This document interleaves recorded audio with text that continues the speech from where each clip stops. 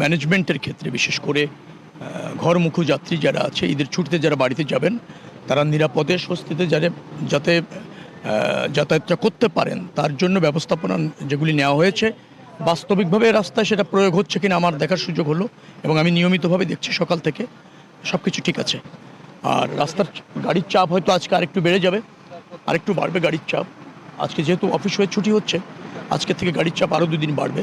তো আমরা মনে করছি ওটা আমরা বিবেচনায় নিয়ে যে ব্যবস্থাপনা রেখেছি, টোল প্লাজাগুলিতে আছে, তারপর হচ্ছে বাস স্টপেজগুলিতে যেভাবে আছে, যে ব্যবস্থাপনা নেওয়া হয়েছে, আশা করছি কোনো সমস্যা হবে না। হ্যাঁ আছে, ভ্রাম্যমাণ আদালত আছে, মোবাইল কোর্টগুলি সেগুলি কাজ করছে। আগে 9টা ছিল, আরও 15টি বাড়ানো হয়েছে, এখন 24টা কোর্ট কাজ করছে। এবং 260টি গুরুত্বপূর্ণ জায়গা আমরা চিহ্নিত করেছি যেখানে যানজট হওয়ার প্রবণতা আছে। সেখানেও আবার হাইওয়ে পুলিশ, ওখানকার স্থানীয় পুলিশ, আমাদের বিআরটির কর্মকর্তারা যারা আছেন, পরিবহন মালিক সমিতি অথবা আপনার যেটা শ্রমিক সমিতি, তাদের কিছু ভলেন্টিয়ার আছে, আমাদেরও প্রশিক্ষণপ্রাপ্ত কিছু ভলেন্টিয়ার আছে, তারা কাজ করছে।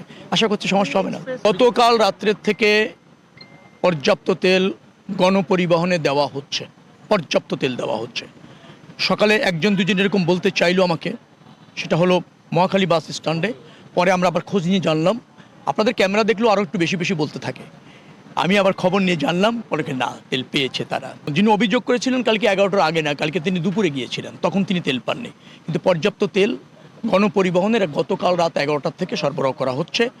কোনো সময় অনেকে ধরেন আগে গিয়েছে, তিনি হয়তো পাননি, কিন্তু পর্যায়ক্রমে পেয়ে যাবে, সব জায়গায় পেয়ে যাবে। একই প্রস্তুতি থাকবে ঈদের আগে এবং পরে।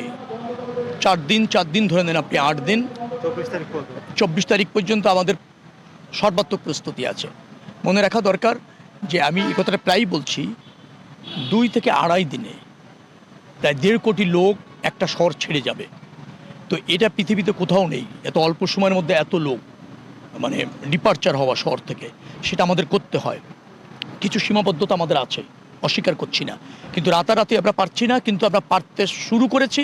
নিশ্চয়ই আগামীতে আরও জোরালোভাবে দেখবেন যে রাস্তা ব্যবস্থা, এই যে রাস্তাটা এক্সপ্রেসওয়ে, এটা কোরিয়ার একটা কোম্পানি, এটা ম্যানেজমেন্টের সাথে আছে, রক্ষণাবেক্ষণও তারা করেন, মেনটেন্স তারা করেন, অনেক কিছু দেখবেন যে চমৎকারভাবে করছে। একেবারে বাইরের মতো যে সিস্টেম, সেই সিস্টেমে করছে। চিটাগাং বা অন্য জায়গায় যদি মানে যেটা বাইরের থেকে আসাটা একটু বন্ধ করা যেত, এক্সেসটা যদি কন্ট্রোল করা যেত, তাহলে আমরা সেখানেও এটা করে ফেলতে চাই। হাইওয়েগুলি এইভাবে পর্যায়ক্রমে আমরা একটা নির্দিষ্ট ব্যবস্থাপনার মধ্যে, শৃঙ্খলার মধ্যে আনতে চাই। এই কার্যক্রম আমরা জোরালোভাবে নিয়েছি। এই সরকারের আপনি ধরেন 2টি বছর যেতে দেন, দেখবেন যে বাংলাদেশের সম্পূর্ণ পরিবর্তন হয়ে গেছে সব ব্যবস্থাপনা। Thank you.